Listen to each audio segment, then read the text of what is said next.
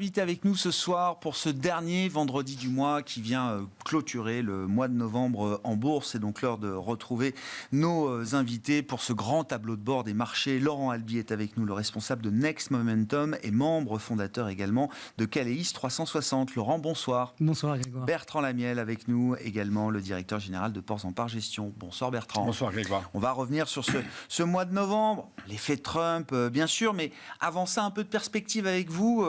Bertrand, vous êtes venu avec des graphiques pour saluer déjà les 2 ans de bull market et regarder un petit peu ce que donne une 3e année de bull market. Si on reste dans ce schéma de marché haussier, on est entré dans cette 3e année du bull market ces dernières semaines. Voilà, ça démarre globalement. Alors l'Europe démarre d'abord, donc c'est la courbe en bleu. J'ai fait une erreur sur les couleurs, je m'aperçois. C'est l'Eurostoxx en bleu là qui démarre le 1er en septembre. Et les indices américains vont plutôt attendre décembre pour démarrer. Assez rapidement, ils vont rattraper l'Eurostoxx 50, mais globalement, voilà, on est un peu plus de 2 ans de bull market, c'est-à-dire 2 ans pendant lesquels on n'a pas eu une baisse de plus de 20%. Ouais. Donc voilà, la question c'est qu'est-ce qui se passe après, forcément. Bien sûr. Parce que ça peut un peu effrayer de voir des hausses comme ça, on est sur des hausses de plus de 50%. Donc il faut savoir que en général, et là on a des statistiques relativement longues sur le S&P 500, un bull market ça dure 5 ans. En moyenne médiane, c'est à peu près la même chose. Voilà, on peut vivre 5 ans sans avoir un retracement de 20%. Donc là, 2 ans, on est à peu près à la moitié de vie d'un bull market. Ça nous laisse de la place. Sur la 3e année, en général, c'est une année qui est un peu plus faible. Donc, on serait plutôt, statistiquement, ce qu'on a vu, c'est les années à 2, 3, 4, 5%. Enfin, une petite année de hausse sur le SPI. Par contre, la 5e et la 6e, on retrouve des tendances au-delà de 15%. Là, on sort de 2 années de progression à 2 chiffres pour les marchés américains. 2 années de progression à 2 chiffres, et là, on peut se dire, waouh, quand même, c'est assez impressionnant. Sauf que, non, en fait, quand on regarde historiquement le S&P, une année sur 4, on est à plus de 20-25%. Donc, une année comme on l'a fait aujourd'hui, enfin, comme on est en train de la faire, c'est la norme au sens statistique du terme. C'est pas grave, ça arrive régulièrement, il faut juste y être préparé et pas être surpris. Il y a même une année sur 5 où on va clôturer au-delà de 30%. Donc c'est un indice qui est véritablement fort, et voilà, on sait qu'il est aidé depuis quelques années par les valeurs techno, mais pas seulement, on a des grosses performances sur des valeurs qui ne sont pas liées à la tech. Et après 2 années comme ça, back-to-back, à plus de 20%, on a regardé, alors il n'y en a pas beaucoup, donc là, la statistique, elle n'a pas un fondement dingue, mais on en trouve depuis les années 50 quand même 4 ou 5. Ça n'a pas été la cata l'année d'après. Hein. L'année d'après, on a eu un peu tout. Alors, il y a une année où on a fait moins 10. D'accord, okay. Et il y a une année où on a fait plus 30. Donc, voilà. Ouais, d'accord. Globalement, moins 10, plus 30, c'est pas le grand soir avant la chute. Et moins 10, on a l'habitude de dire, le consensus nous dit qu'une correction, ça s'étale entre moins 10 et jusqu'à moins 20. Moins 20 étant un seuil un peu plus fort dans la psychologie ou dans le consensus de marché qui vient là peut-être mettre fin au bull market. Mais un moins 10 dans un bull market, c'est j'allais dire, business as usual. Oui, c'est pas grave. Ah ouais. C'est le revers de la médaille, c'est ce qu'il faut être prêt à encaisser si on veut participer et capter un maximum de performance. Qu'est-ce qui vous intéresse dans cette histoire de bull market, Laurent? On en avait déjà parlé avec vous, je crois. C'est vrai que je suis assez d'accord avec Bertrand. Pour moi, le bull market, et notamment avec l'Europe, il a commencé lors du point bas d'octobre 2022. Mais c'est vrai qu'on avait remarqué un point bas en octobre 2023. Il y avait eu un été un peu compliqué, je crois, sur les marchés, notamment sur les marchés américains, qui avait ramené un point bas 1 an après, en octobre 2023. Oui. Alors effectivement, il y a différentes manières de regarder les choses, mais sur le fond, que ce soit 1 an ou 2 ans ou 3 ans, on est dans un bull market. D'accord. Si on regarde le chart que... comme vous voulez, moi je voulais qu'on parle du bull market, mais... Non, parce que je vais en parler tout à l'heure. D'accord. Ce qu'on pouvait juste dire par rapport à ça, c'est que quand on regarde le S&P équipondéré, il démarre plus tard. Il démarre il y a 1 an. D'accord. Alors que le bull market sur le S&P démarre effectivement il y a 2 ans, parce qu'on a eu cette fabuleuse histoire des 7 magnifiques, où les flux étaient très concentrés. Mais quand on regarde l'appétit pour les actions américaines, on voit que ça se dégage vraiment que l'année dernière. D'accord. Bon, cela dit, je suis d'accord avec vous pour fêter l'anniversaire de 2e anniversaire du bull market. Et donc, pas la fête. Le début de la 3e année de bull market. Non, je voulais qu'on dise un mot aussi de l'effet Trump, là aussi, vous êtes venu avec un graphique, Bertrand, alors qui montre bien l'effet de Trump dans le jeu des marchés. Alors, il y a la date de l'élection de Trump, mais on voit même que ces Trump trades, ils ont commencé à prendre effet presque un mois avant l'élection de Donald Trump, quand il a commencé à se détacher un peu dans les sondages, quoi. Donc là, c'est toujours intéressant de rebaser un marché à 100 sur un point haut ou sur un point bas pour voir après derrière quel est l'état de la concurrence. Donc là, tout est rebasé au 5 août à 100, c'est le point bas des marchés dans la correction qu'on avait connue début août. Donc on voit que globalement, jusqu'octobre, tout le monde repart à peu près au même rythme. Ouais. Et globalement, il n'y a pas de différence. Et là, en octobre, on commence à avoir une divergence avec les valeurs européennes, et on voit l'Eurostoxx là, qui va perdre 4,25 sur la période. À noter, on en avait déjà parlé, les mid européennes qui commencent à se détacher. Alors voilà, c'est très léger, le gain, on est à 0 quelque chose, mais en tous les cas, elles ne sont pas parties avec les grosses capitalisations. Et évidemment, au-dessus, on retrouve donc le S&P et le Nasdaq entre 7 et 10, mais surtout l'émergence du Russell 2000, donc les 2000 valeurs qui sont en dessous du S&P, qui, elles, gagnent 15% sur la période. Donc cette logique de se dire, Trump, globalement, dans sa politique, va favoriser les entreprises américaines et celles qui sont avec une emprise, un chiffre d'affaires essentiellement US. On verra, mais en tous les cas, c'est ça qui est en train de voter le marché et de le faire avec des flux relativement importants. C'est-à-dire qu'il y a à la fois la performance et les flux, les volumes qui arrivent. Donc voilà, et donc l'élection de Trump, on voit cette pente un peu forte là, mais ça avait déjà un peu commencé avant. Ah ouais. Et oui, effectivement, le rationnel, l'idée qu'une doctrine économique Trump qui serait appliquée telle qu'elle a été présentée, oui, c'est cohérent avec l'idée que ça doit pouvoir favoriser des entreprises plus domestiques, de taille peut-être intermédiaire, de taille plus moyenne, par rapport aux 7 magnifiques, par exemple, Bertrand. Les 7 magnifiques, Pauline en parlait tout à l'heure, on voit qu'on commence à avoir des rumeurs de procès. Oui, Microsoft. Et globalement, tout y passe. Et donc, globalement, elles avaient déjà du mal. Et donc, au mieux, elles sont en pause, voire certaines commencent à tanguer. Réfléchir, ouais. Nvidia reste bien. Pour les autres, c'est un peu plus. Pour les autres, c'est plus aussi franc. Ouais. Donc, du coup, ça laisse de la place. Et comme le disait aussi Laurent, la participation, c'est-à-dire le nombre de valeurs là, qui sont au-dessus d'une 200 haussière, globalement, qui participent à ce marché, est relativement important. Et cette année, oui, Nvidia surmonte tout, mais ne fait pas tout. Je veux dire, quand le CAC le S&P est pondéré, doit être du côté des 15-16%. Versus un CAC qui est négatif. Donc oui, Nvidia explique une dizaine de points en plus. Tant mieux pour ceux qui en ont, bravo. Mais c'est pas tout. Il y a un sous-jacent qui est quand même relativement fort sur le marché.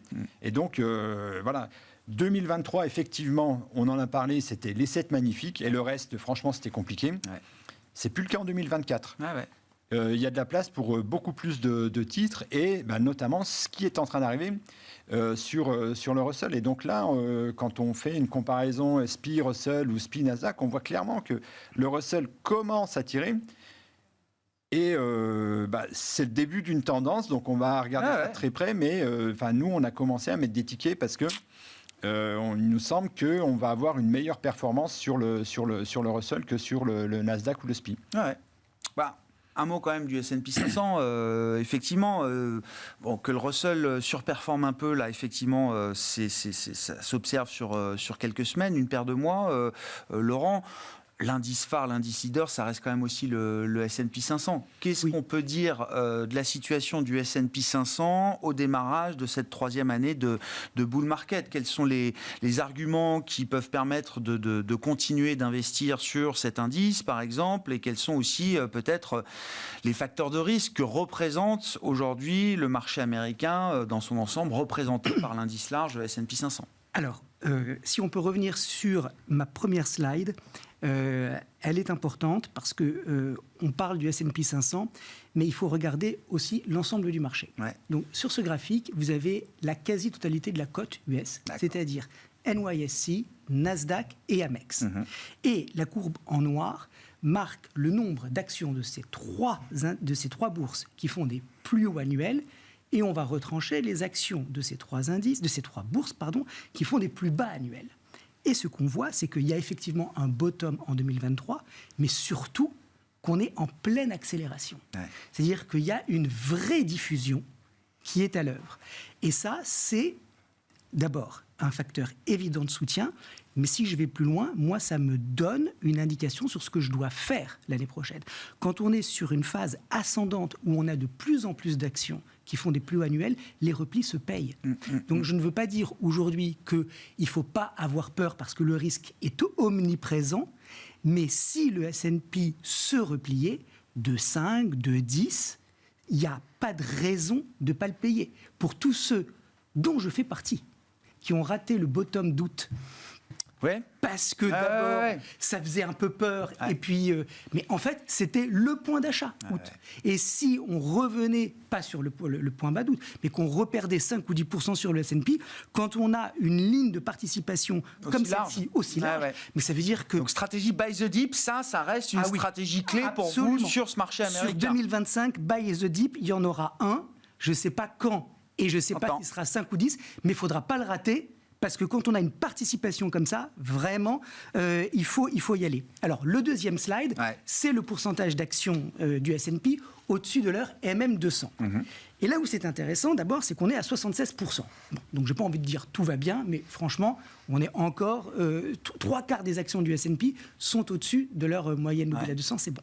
Alors, là où le graphe, il est vraiment intéressant, c'est que chaque fois que le pourcentage d'actions du S&P qui passe sous leur moyenne mobile à 200 jours casse 50%, c'est le début de la correction. D'accord. C'est hyper important parce que quand on a cette cassure des 50%, c'est le début de la correction. On n'est pas en retard. Donc aujourd'hui, on est à 76%. On voit la petite courbe verte à droite qui repart à la hausse. Elle n'a même pas cassé les 65%. Mais si, et ça peut arriver, elle casse les 50%... C'est un signal. De départ. Oui, de départ, correction. Bien. Donc ça veut dire qu'à ce moment-là, si on veut timer un peu, oui, il faudra alléger, parce que ça voudrait dire qu'on pourra baisser plus. Mais là, pour le moment, on n'y est pas du tout. Non. Donc j'ai pas envie de dire, encore une fois, le ciel est dégagé, il n'y a pas de risque, parce que c'est pas logique et c'est pas raisonnable de parler comme ça. Mais enfin bon, je suis obligé de reconnaître qu'en cette fin d'année 2024, j'ai pas de signaux qui clignotent, qui me disent attention, ça va baisser. Non, on est sur un marché, moi, qui me semble robuste. Et donc, la stratégie buy the dip, en tout cas sur 2025, si on l'a, il faudra l'exploiter. C'est intéressant, parce que c'est vrai que quand on regarde des métriques de valorisation, on peut commencer à se dire que le marché américain est cher. Il est cher. Il est plus cher que les autres, ça, il n'y a aucun doute. J'ai vu que la prime de valorisation des actions américaines est de 60% par rapport au reste du monde, quoi. C'est-à-dire la prime de PE pour les actions américaines, c'est quand même énorme par rapport à ce qui se traite ailleurs dans le monde. Mais la valorisation n'est jamais un signal, ou en tout cas ne donne jamais un timing de quoi que ce soit. Ça, Laurent. Oui, absolument. Elles sont chères. Alors, les forward PE sont à 23 sur les bénéfices, donc à 12 mois. Bon, maintenant, oui, c'est cher, mais ça peut aller à 24. Et puis, voilà. Et s'il y a encore des bons résultats en janvier... Bon, et s'il y a des baisses d'impôts, en plus, et si... Non, mais oui, effectivement. Oui. Donc, ça veut dire qu'à court terme, on a peut-être encore une voie qui est plus ou moins dégagée. Après, mais on se projette trop dans le temps, c'est ce qui se passera après.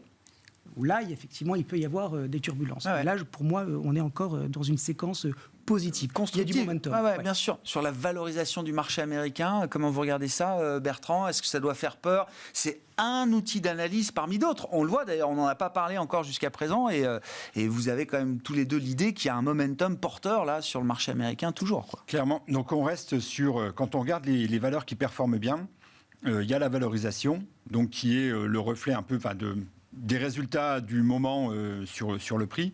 Et puis, il y a le momentum qui est qu'est-ce que les analystes projettent en termes de croissance, de chiffre d'affaires, de résultats opérationnels et de BPA.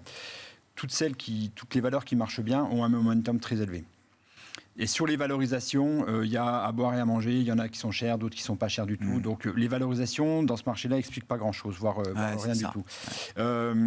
Par contre, oui, le fait que le marché américain soit cher, objectivement, oui, il est cher. On peut s'amuser à se rassurer en se disant oui, mais il y a Nvidia qui est grosse, donc on l'enlève et c'est moins cher. Oui, d'accord. Oui, si on commence à enlever tout ce qui est cher, effectivement, au bout d'un moment, c'est moins cher. Au bout d'un moment, c'est plus très cher. On est d'accord. Voilà. Donc pour nous, en fait, c'est vraiment une logique de toile de fond. C'est de se dire, si à un moment donné, il doit y avoir des peurs qui se cristallisent, celle-là sera probablement au premier rang de celles citées. Et ça peut faire baisser, parce que vous parliez d'une prime de 60. En fait, oui, c'est surtout globalement, les États-Unis se payent 20 à 30% plus cher que la moyenne, et l'Europe 20 à 30% moins cher que la moyenne. Ouais. L'écart, il est là. Certes, les États-Unis fonctionnent bien, mais c'est surtout qu'on a une Europe qui fonctionne moins bien. Ouais. Et là, on va voir, il y a quand même une incertitude économique qui est relativement importante. La politique de Trump, qu'est-ce que ça va donner ? Baisse d'impôts, hausse des taxes, à quel moment il y a la question de la séquence.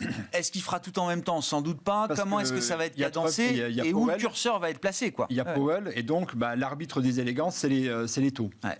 Voilà. Et on a vu que dans un premier temps, il y avait quand même eu une tension sur les taux longs aux États-Unis qui traduisait le fait que, il va partir sur les hausses de taxes, et là, ça va importer de l'inflation. Il y a des chiffres qui sortent sur l'inflation, qui sont un peu au-dessus de ce qui était attendu. Et là, on s'aperçoit que le discours de la Fed est de dire, je vais peut-être pas y aller par de 50 points de base, parce qu'objectivement, le marché de l'emploi, il reste très bon. La croissance, elle sera un peu moins forte l'an prochain, mais à peine, on est à 0,1 point en dessous de l'année 2024.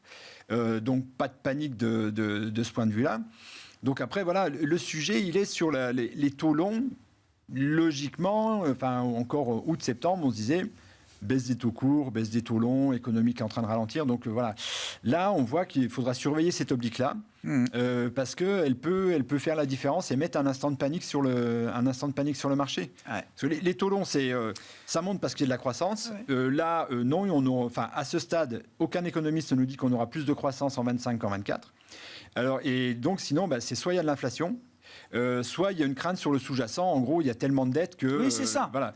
Et puis, il y a une incertitude autour de Trump. Il y a une prime de terme aussi qui s'est recréée un peu de ce point de vue-là. Donc, franchement, on va surveiller de très près les taux longs aux États-Unis parce que, quelque part, ils donneront un peu le tempo dans le côté est-ce que j'ai peur ou est-ce que...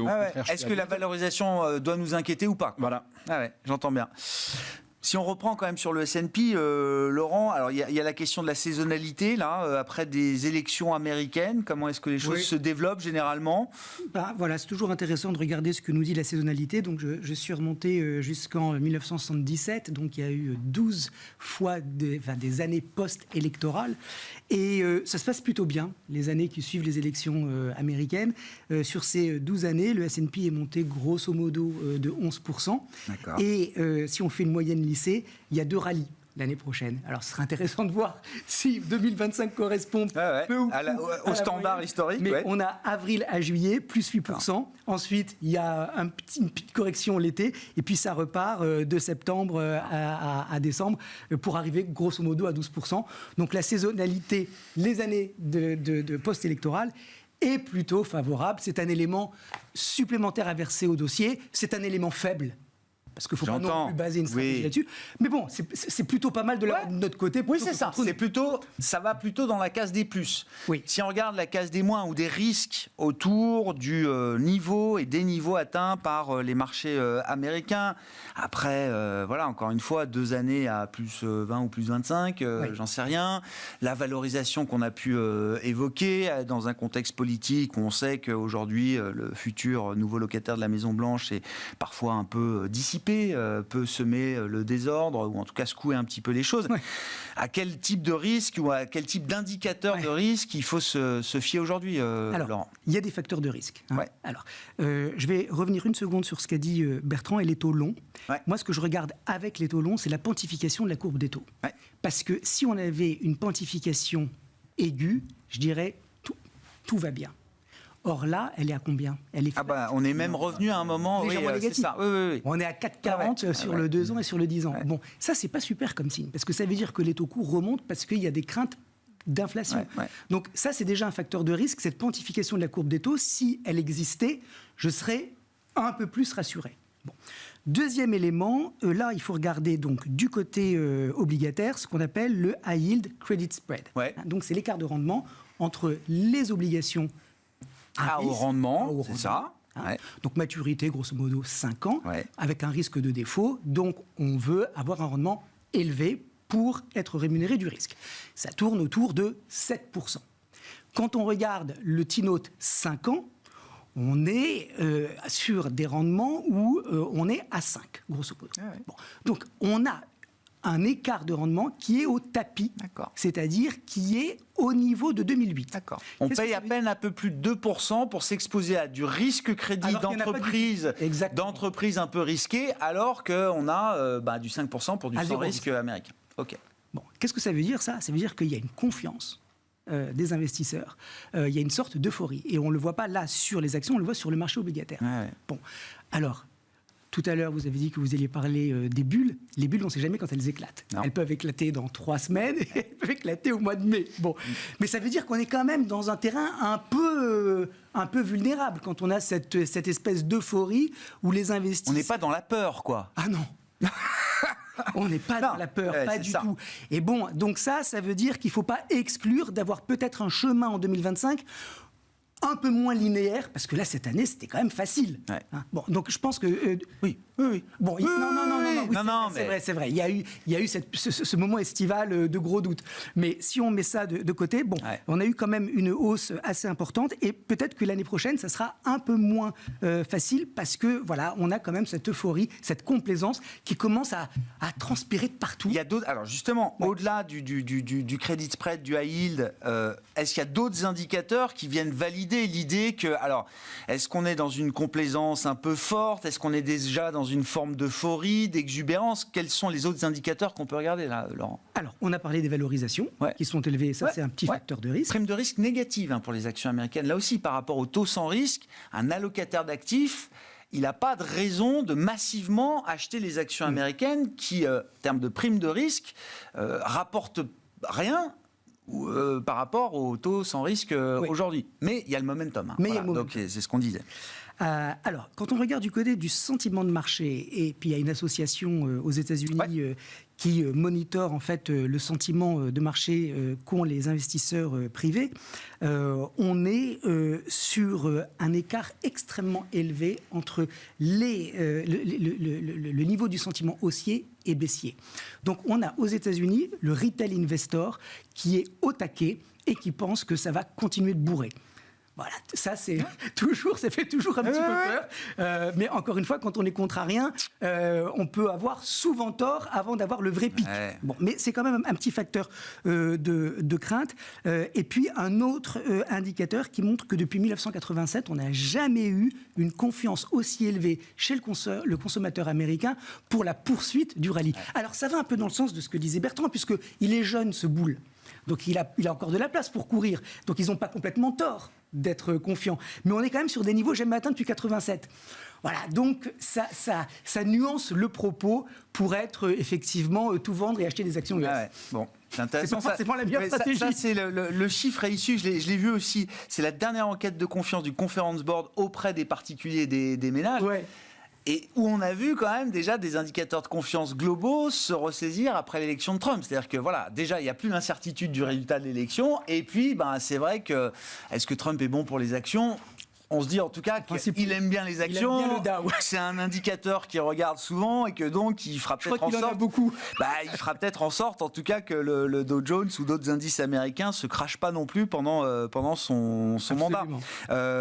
Vous aussi, vous vouliez revenir sur les taux. Oui, rapidement, parce que c'est quand même la Laurent 2025 avec l'élection de Donald Trump.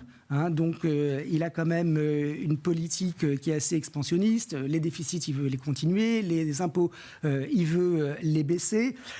Il veut déréglementer. Bon, voilà. Donc il veut réduire l'immigration. Enfin, il y a des propos en campagne électorale qui favorisent un retour potentiel de l'inflation. Maintenant, Trump, c'est un businessman. Il est pragmatique. il a fait de l'immobilier, il comprend bien la mécanique des taux d'intérêt. Ah, ça oui. Donc, je ne pense pas que ce soit quelqu'un qui évolue dans son monde. Il est collé à la réalité. Et donc, il sait très bien que s'il y a un dérapage, les marchés vont le rappeler à l'ordre. Même si la Cour suprême et le Congrès, il y a un effet quand même force de rappel marché avec les bond vigilance qui pourraient se mettre à revendre des obligations, faire monter les taux. Donc, concrètement, ça veut dire que 4,50 pour moi, sur le 10 ans... Ça s'achète, ça se paye. Non. Le rendement à 4,50 sur le T-Note devient un facteur de stress. D'accord. Au-delà de 4,50, on est en zone de stress. Oui, et au-delà de ça, ça commence vraiment à piquer. Ouais. On l'a vu déjà. Voilà. Ouais. Et au-dessous de 4%, on pousse un grand ouf de soulagement et on se dit qu'effectivement, peut-être qu'il va y avoir une accalmie de ce côté-là. D'accord avec cette idée. C'est vrai que là, on le voit à nouveau très vite recirculer, mais Trump a tellement... proclamer son succès au quotidien pendant son premier mandat en tweetant sur le Dow Jones, sur le stock market, sur le 401K, le système de retraite des Américains. Je le raconte, il commence toujours ses meetings, souvent en tout cas, en demandant à la foule comment va votre 401K ? Est-ce que votre compte épargne retraite va bien ? Le 60-40, c'est important dans la psyché de Trump. Et j'ose le dire, il en fait un indicateur de performance également de sa politique. Et c'est vrai que du coup, j'ai l'impression qu'il y a presque un pouls de Trump dans le marché. C'est-à-dire l'idée de se dire, Trump ne peut pas se permettre de voir le Dow Jones ou le S&P 500 baisser de plus de 20%. Ou alors, il faudrait qu'on soit dans une situation qui pourrait l'expliquer à elle seule et qui ne soit pas, lui, responsable de cette situation. Et donc, dès qu'on voit le marché un peu baisser, on se dit, de toute façon, Trump va arrêter, il va être moins agressif, il va mettre de l'eau dans son vin parce qu'il ne peut pas se permettre que le marché baisse trop. Cette idée, elle est quand même là dans le marché aujourd'hui, Bertrand, non ? Oui, probablement. Après, même s'il ne fait pas tout. Oui, quel est véritablement son impact. La performance qu'on a vue sur le S&P là, sur les 2 dernières années, on peut calquer la courbe des bénéfices par action. C'est la reconnaissance des bénéfices par action. C'est les fondamentaux. Pour 60-65%. Après, il y a 4-5% de dividendes et après, il y a l'expansion des PE. Ouais. Mais le gros de la remontée s'explique par la croissance des bénéfices. Donc voilà, après le marché américain est large, relativement profond. Ils ont aussi en premier acheteur les entreprises elles-mêmes qui rachètent leurs actions. Et donc là, on est dans la saisonnalité qui est les entreprises ont publié, plutôt pas mal d'ailleurs. Et elles peuvent se remettre à racheter là. Elles rachètent, donc ça fait du flux aussi sur le marché. Donc en Europe, ça existe, mais c'est quand même moins fort. Là, on est quand même on va probablement terminer à 1100 milliards de rachats d'actions en Europe, sur l'année. Non, aux États-Unis. Aux US, d'accord. Ouais, 1100 milliards de dollars aux US. On était les derniers précédents sur des 800, 900, donc il y a encore une accélération. Pour l'anecdote, sur les 1100, il y en a 90 qui viendront d'Apple. Donc, à elle seule, 9% du sujet. Sérieux, 90% des rachats d'actions du total. 9%. 9%, pardon. 9% Apple.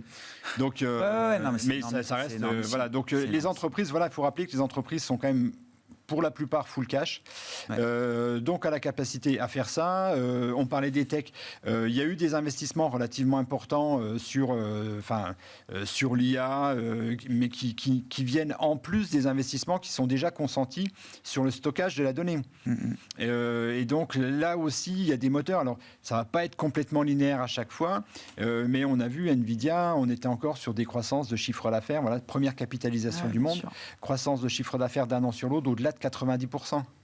Ce qu'on me racontait, c'est qu'avant chaque publication trimestrielle, le PE de Nvidia revient sur sa moyenne des 10 dernières années autour de 35. C'est-à-dire que le momentum des anticipations d'analystes est tellement puissant qu'à la veille des résultats, quand tous les analystes se sont ajustés à la hausse sur la publication de Nvidia à suivre, le PE revient à sa norme des 10 ans. Et puis après, le prix fait que le PE peut remonter jusqu'à 40, 50, 60. On a vu du 60 de PE sur Nvidia. Mais la veille de la publication, avec l'ajustement des anticipations, on revient sur les moyennes 10 ans. Oui, donc ça continue à bien tirer. tiré. Et donc, pour les semi-conducteurs, c'est plus compliqué parce qu'il y a les rétentions de vente à la Chine. Donc, par Nvidia, tout le reste du secteur est quand même en berne, et parfois de manière violente. Laurent, on avait parlé la dernière fois, l'indice des semi-conducteurs, le Philadelphia SOX, il n'a pas une bonne tête. Non. Il a marqué un pic en juillet. Depuis juillet, il n'y a que Nvidia qui monte. On est passé sous la 200. Donc voilà, quand on regarde le palmarès de ce qui fonctionne bien, la différence qu'on a vue depuis l'été, c'est que la tech qui fonctionnait bien en Europe s'arrête parce que ASML, ASMI, c'est terminé.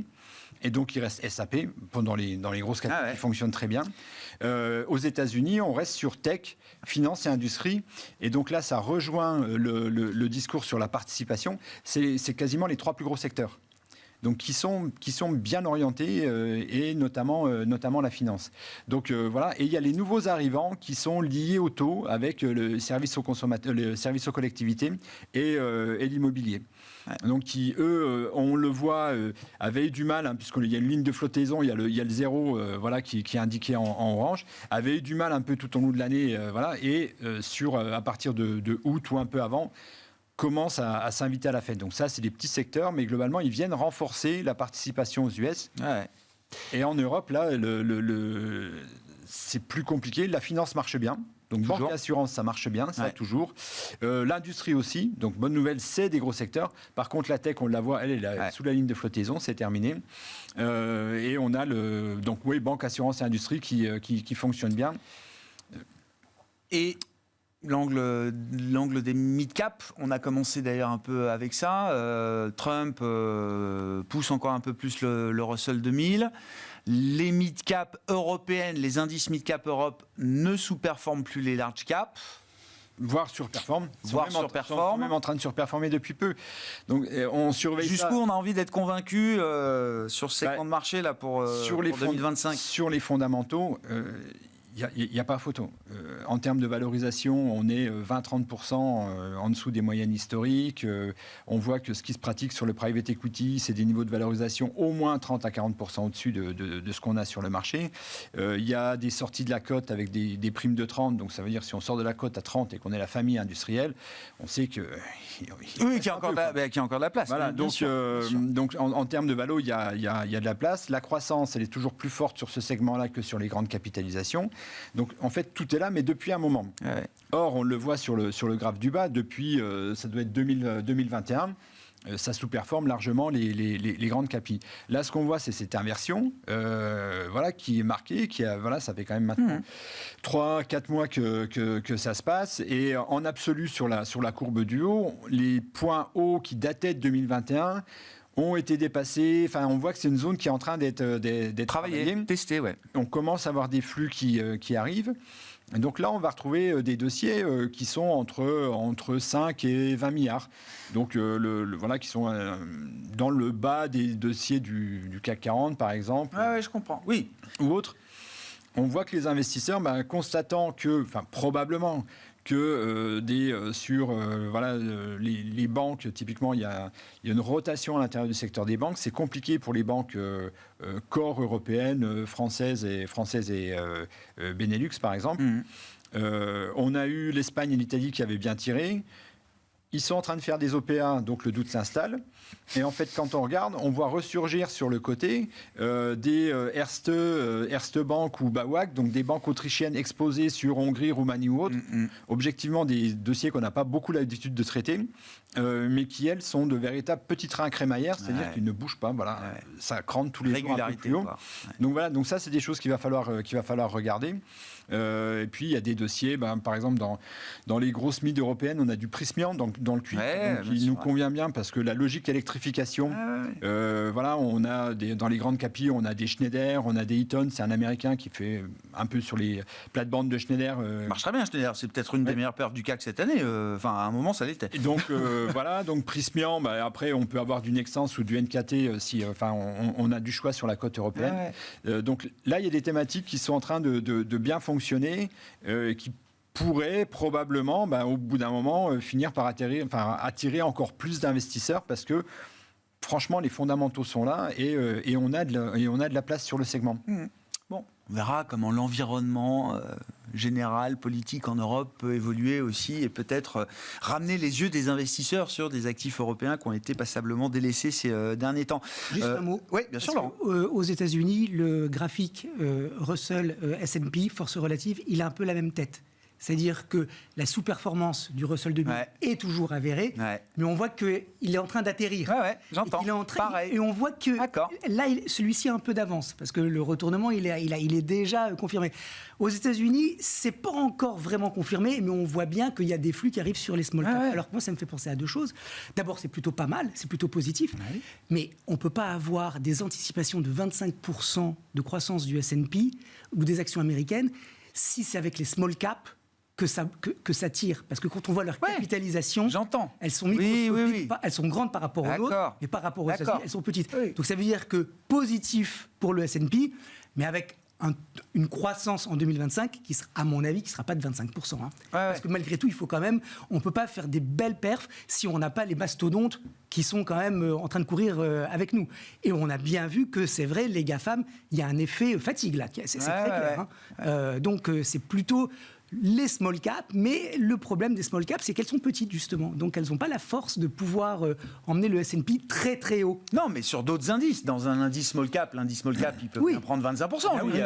Bien sûr. Tout à fait. On a clairement de la place. Oui, on a clairement de la place. Bon, il nous reste 5 minutes, là. Vous êtes venu avec 4-5 actifs clés pour 2025 et quoi ? Vos objectifs, c'est ça, Laurent ? Allez, S&P. Bon, très bien. Commençons par le S&P 500 2025. On veut la clôture du S&P en 2025. 6600. 6600 ? Oui, c'est-à-dire un 10% en troisième année. Alors c'est drôle parce que je ne me suis pas du tout concerté avec Bertrand, mais c'est vrai que cette troisième année, moi je la vois pas. Je la vois comme une année un peu de consolidation. Oui. Un truc un peu, comment vous dites, latéralisation, un truc à plat, un peu. Ou consolidation haussière, d'accord. Quand même, mais on n'est pas sur le même régime. Après, effectivement, sur l'année d'après, ça pourrait. Donc 6006, on est à 6000, ça nous fait, d'accord, un petit 10%, un bon 10%. Bah ouais, c'est ça, 10-12%. Donc, ce qui coïncide avec ce qu'on attend des bénéfices des entreprises l'an prochain aux États-Unis. C'est autour de 11-12%. Donc on est voilà. OK. Bon. Alors, dans cette perf-là, si encore une fois, le S&P nous fait le cadeau de baisser, il ne faudra pas hésiter, il ne faudra pas avoir peur. On le connaît, l'animal, il rebondit toujours. D'ailleurs, moi je dis toujours, le S&P, tous les cracks se payent. C'est des opportunités historiques. Donc c'est un indice qui monte. On passe là-dessus. 6600 S&P dans un an. Et on achète les creux, c'est buy the dip, stratégie buy the dip, et au moins jusqu'à 6600 points. Et on met points. un petit ticket sur les small caps. Bon, on n'a pas beaucoup parlé du CAC spécifique, mais c'est l'occasion d'en dire un mot quand même. Le CAC qui sous-performe les US bien sûr, mais qui même sous-performe aussi les pairs européens. Oui. Alors, le CAC, il est dans une situation difficile pour des raisons endogènes et exogènes. Je ne sais pas exactement comment anticiper les choses, mais je n'exclus pas qu'il continue de baisser. On est à 7130, un petit peu au-dessus. S'il baissait sur les 7000, 6008, je pense qu'on aurait une vraie question à se poser pour l'acheter, parce que vous parliez de Legrand, de Schneider, il y a quand même des belles boîtes dans le CAC. 6008, ça peut déjà être un moment d'intervention. Oui. 6006, absolument. D'accord, ok. Et alors, du coup, qu'est-ce qu'il y a derrière ? Si vraiment il y avait cette espèce d'arbitrage en faveur des actions européennes, on n'est pas très populaire en ce moment. Non. Mais bon, peut-être. Non, mais le prix peut faire varier le sentiment très vite. Donc, absolument. On sait comment ça se passe. Et puis, j'ai l'impression qu'on n'est pas très loin de bonnes nouvelles, peut-être du côté de l'Allemagne. Enfin bon, voilà. On peut. Ça reste des espoirs. Oui, voilà. Ça, c'est vrai que peut-être que niveau mauvaise surprise, on est déjà bien servi. Oui. Pour dire les choses. Ça veut dire que le CAC retour à 8000 points l'année prochaine, peut-être. Quasiment les sommets alors. C'est 8260. Oui, d'accord. Mais en tout cas, l'année prochaine, on ne repartira pas sur un nouveau record absolu, ça c'est sûr. L'enjeu, ça sera de combien on peut se rapprocher du sommet. Voilà, donc peut-être 7007, 7008, 8000. D'accord. Voilà. Et à surveiller si la glissade se poursuit, 6006, 6008, c'est pour vous une zone à payer. Oui. Dans le contexte, toutes choses égales par ailleurs, mais c'est pour vous une zone. Sauf zone à payer. Encore une fois, élément à ce jour. Nouveau. Mais s'il y avait une glissade et à la limite une purge, ça serait une opportunité. Est-ce que l'euro-dollar va à la parité et sous la parité en 2025 ? Je ne sais pas, Grégoire. Je ne sais pas. On a déjà vu il y a 2 ans, au démarrage du bull market, octobre 2022, on commence le bull market mené par l'Europe avec un euro-dollar sous la parité parfaite. Alors, l'euro faible, c'est bon pour les entreprises, mais c'est pas bon pour l'inflation. Bon, donc il y a le pour et le contre. Moi, je ne sais pas ce qu'il va faire l'euro-dollar, mais je sais qu'il y a un niveau à 1,05. Tant qu'on est au-dessus, D'accord. Le risque baissier, on va dire, est contenu. Si on casse en clôture hebdomadaire les 1,05 et qu'on part sur 1,04, alors là, c'est la voie vers la parité. D'accord. Donc je sais pas.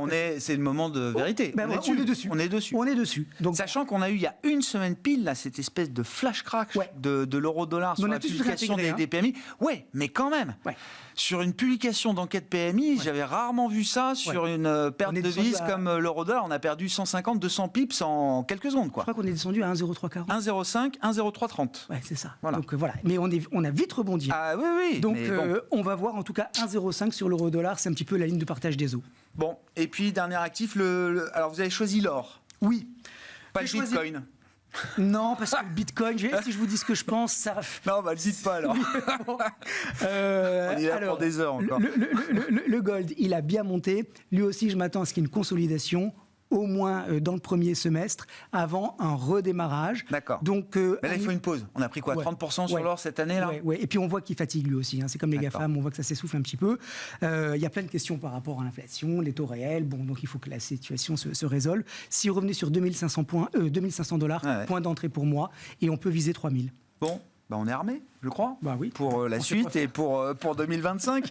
Merci beaucoup, messieurs. Merci d'avoir été là chaque dernier vendredi du mois. Nous vous retrouvons pour dresser ce grand tableau de bord des marchés. Bertrand Lamiel était avec nous, directeur général de Ports en Par Gestion, et Laurent Alby, le responsable de Next Momentum et un des 3 membres fondateurs de Caleis 360.